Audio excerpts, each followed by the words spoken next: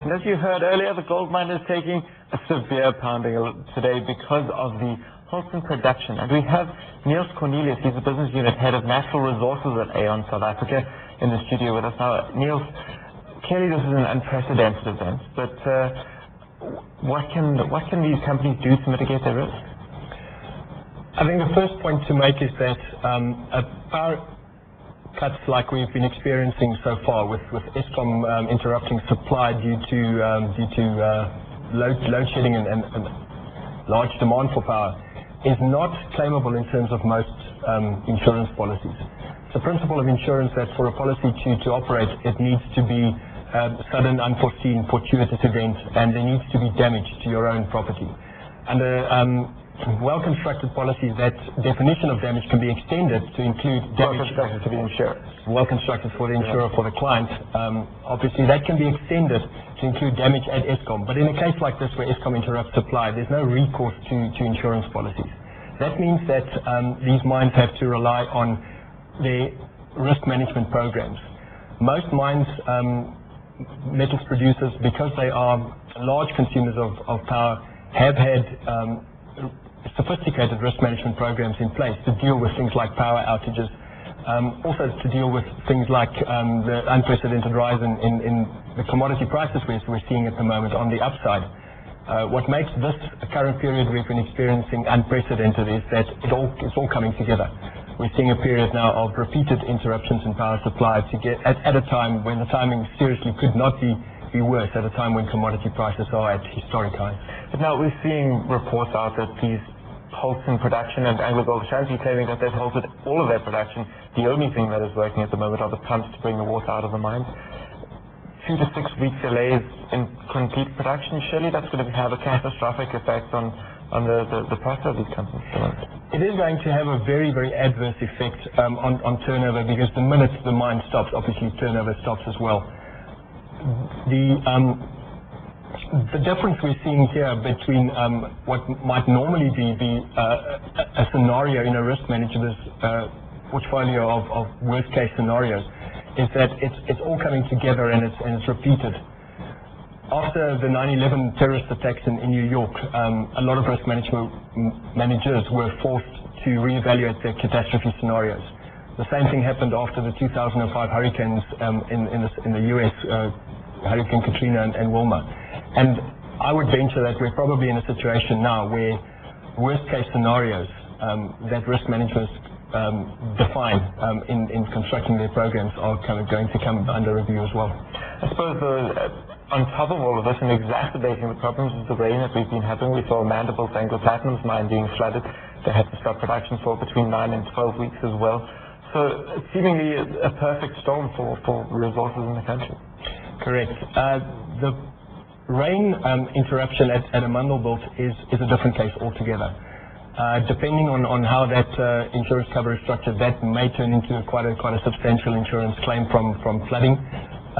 But you're quite correct. It's quite unprecedented to see a period where power interruptions and things like 1 in 200 year storms causing floods down the mine are coupled with a period where the commodity prices are at the levels we're seeing at the moment. And if we look at what's going on, I mean, as you said now, record price highs, clearly the gold price reacting in the affirmative to the news. It's at $921 an ounce at the moment. Is there any way to mitigate that risk? So worst case scenario would be that all production stops when the gold price is at record highs. How do you manage for that? The mines traditionally make their contingency plans. It has to do with backup capacity. It has to do with stockpiles. In certain cases, it can even have to do with backup power generating capacity. But I'm really seeing a situation at the moment where I don't think most traditional risk management programs, or certainly no insurance program, can cope with the perfect storm as you've described that we're experiencing at the moment. From where we're sitting at the moment, at this early stage, it seems as if the miners are simply taking a hit, and we've seen that reflected in the share price of the gold counters today, certainly. From a legal perspective, it seemed as though we chatted to a legal expert a while ago that said there wasn't really a match or easily they couldn't easily claim for these sorts of things from a legal point of view. You couldn't sue government, for example. But is there any recourse for these companies in terms of trying to recoup some of the losses? From an insurance point of view, no. We don't see easy legal recourse. For legal liability policies to operate, the person that you're suing needs to be shown to be legally liable for whatever you're holding them accountable for. And as you say, I'm not an expert on matters of the law, but so far there hasn't been clear precedent established to say that recourse can be held. Can be gained. I don't think it's possible in terms of most insurance policies that corporates would have in place. We've seen, coming back to the Anglo Platinum side of things, you said there was a substantial claim possible because of the flooding. Clearly that's not resolved yet as to how long the damage is going to last for, what the extent of the damage is. But what sort of numbers are we talking? It's very early days to tell. Anglo Platinum's own press releases seem to indicate that the mine will be running at approximately a quarter of its production levels for something along the lines of 10 to 12 weeks.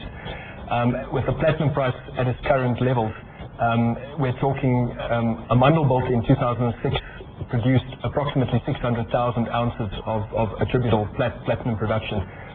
And if they lose 75% of that for 3 months, we're talking about somewhere in the region of R1 billion with a turnover that can be lost. How much of that is claimable from insurance will depend on how the policy is structured. It will depend on what deductible level the mine has chosen to take. There's a host of technical factors that can determine that. There's also often on these policies a time deductible before the loss of profits insurance claims can operate. So it's very early days to tell. In terms of insurance claims themselves, if power does go up, but it causes damage, or power surges causes damage, does that sort of thing fall under the insurance policy?